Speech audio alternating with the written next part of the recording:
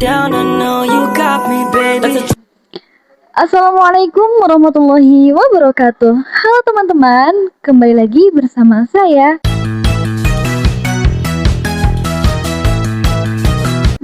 Pernah nggak sih kita bertanya, kenapa di dalam Islam kita tidak hanya mempelajari Al-Quran, tetapi juga mempelajari hadis? Bukankah Al-Quran sudah menjadi pedoman utama bagi umat Islam? Nah, ternyata hadis memiliki peran yang sangat penting di dalam kehidupan seorang muslim. Hadis bukan hanya sekedar kumpulan cerita tentang Rasulullah Shallallahu Alaihi Wasallam, tetapi juga menjadi sumber ajaran Islam yang membantu kita memahami dan menjelaskan isi di dalam Al-Quran.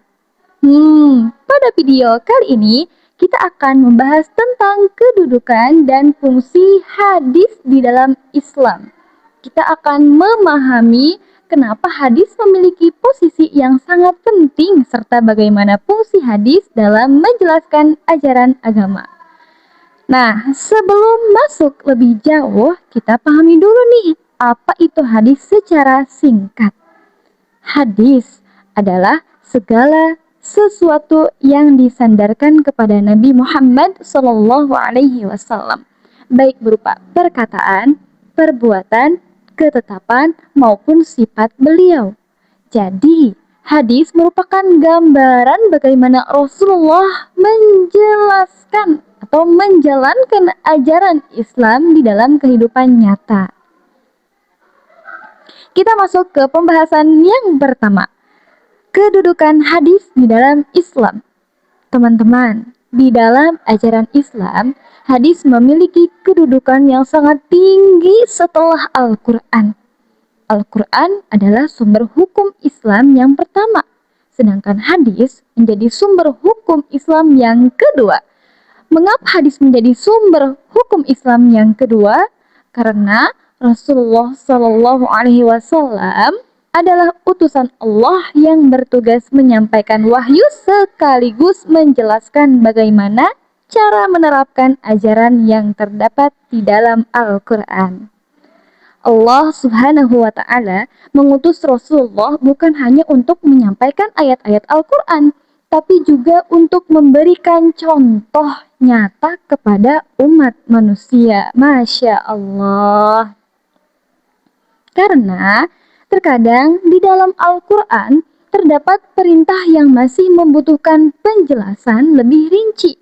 Contohnya nih, di dalam contohnya adalah perintah sholat.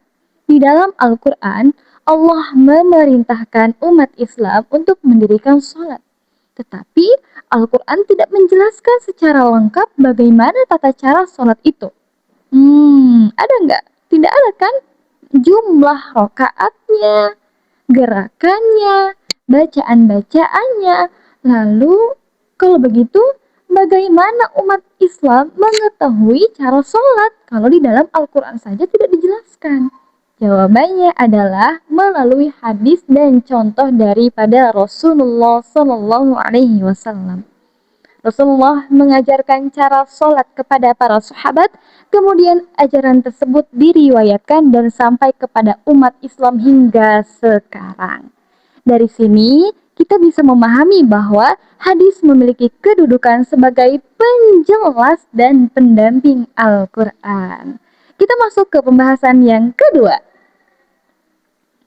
Pembahasan yang kedua yaitu dasar kedudukan hadis. Kedudukan hadis sebagai sumber hukum Islam juga memiliki dasar dari Al-Quran. Salah satunya adalah perintah Allah agar umat Islam menaati Rasulullah.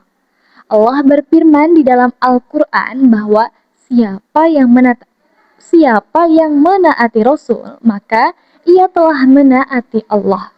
Ayat tersebut menunjukkan bahwa mengikuti Rasulullah merupakan bagian dari ketaatan kepada Allah.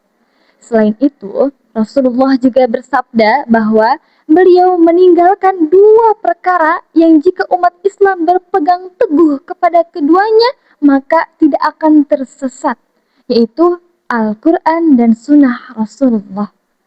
Hal ini menunjukkan bahwa Hadis memiliki peran yang sangat besar di dalam menjaga umat Islam agar tetap berada di jalan yang benar. Masuk ke pembahasan yang ketiga, yaitu fungsi hadis di dalam Islam. Setelah memahami kedudukannya, sekarang kita masuk ke fungsi hadis. Hadis memiliki beberapa fungsi penting di dalam kehidupan umat Islam. Fungsi yang pertama yaitu sebagai penjelas Al-Quran. Fungsi utama hadis adalah menjelaskan ayat-ayat Al-Quran yang masih bersifat umum, karena tidak semua aturan di dalam Al-Quran menjelaskan secara detail.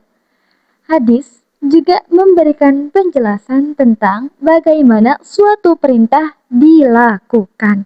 Contohnya, seperti yang tadi kita bahas, yaitu tentang sholat. Al-Quran memerintahkan sholat, sedangkan hadis menjelaskan tata cara pelaksanaannya. Nah, fungsi yang kedua yaitu menguatkan hukum yang sudah ada di dalam Al-Quran. Hadis juga berfungsi sebagai penguat terhadap hukum yang telah disebutkan di dalam Al-Quran. Misalnya, Al-Quran memerintahkan umat Islam untuk berbuat baik, menjaga kejujuran, dan menjalani perbuatan atau menjauhi perbuatan buruk. Kemudian Rasulullah SAW juga memberikan penjelasan dan penegasan tentang pentingnya akhlak yang baik. Jadi, hadis memperkuat pesan yang sudah ada terdapat di dalam Al-Quran. Masuk kepada fungsi yang ketiga.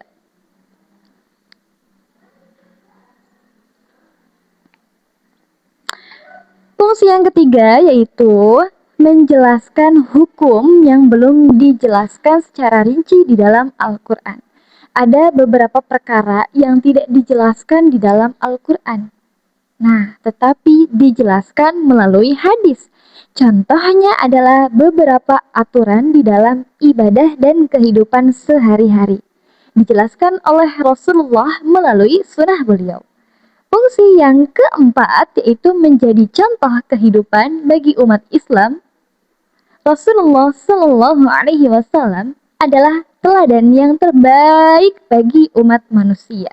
Melalui hadis, kita dapat mengetahui bagaimana akhlak Rasulullah, cara beliau berinteraksi dengan orang lain, cara beliau bersikap, dan bagaimana beliau menjalani kehidupan yang sulit ini. Jadi, hadis tidak hanya berisi tentang hukum, tetapi juga mengajarkan nilai-nilai kehidupan. Fungsi yang kelima yaitu menjadi pedoman di dalam menghadapi permasalahan. Nah, seiring berkembangnya zaman, muncul berbagai permasalahan yang tidak secara langsung disebutkan di dalam Al-Quran. Dalam kondisi seperti ini, hadis menjadi salah satu sumber rujukan bagi para ulama untuk memahami bagaimana Islam memberikan solusi terhadap berbagai persoalan. Kesimpulannya, nah teman-teman, dari berbagai pembahasan tadi, kita dapat memahami bahwa hadis memiliki kedudukan yang sangat penting di dalam Islam. Hadis merupakan sumber hukum Islam kedua setelah Al-Quran. Hadis berfungsi untuk menjelaskan, memperkuat, dan memberikan contoh penerapan ajaran Islam yang terdapat di dalam Al-Quran. Tanpa hadis, banyak ajaran Islam yang sulit dipahami secara lengkap karena hadis memberikan gambaran bagaimana Rasulullah mempraktikkan ajaran Islam di dalam kehidupan sehari-hari. Maka dari itu, mempelajari hadis bukan hanya untuk mengetahui perkataan Rasulullah, tetapi juga untuk memahami bagaimana kita sebagai umat Islam dapat mengikuti petunjuk beliau. Semoga penjelasan ini bermanfaat dan menambah pemahaman kita tentang pentingnya hadis dan kehidupan seorang muslim. Terima kasih sudah menyimak. Wassalamualaikum warahmatullahi wabarakatuh. Bye-bye.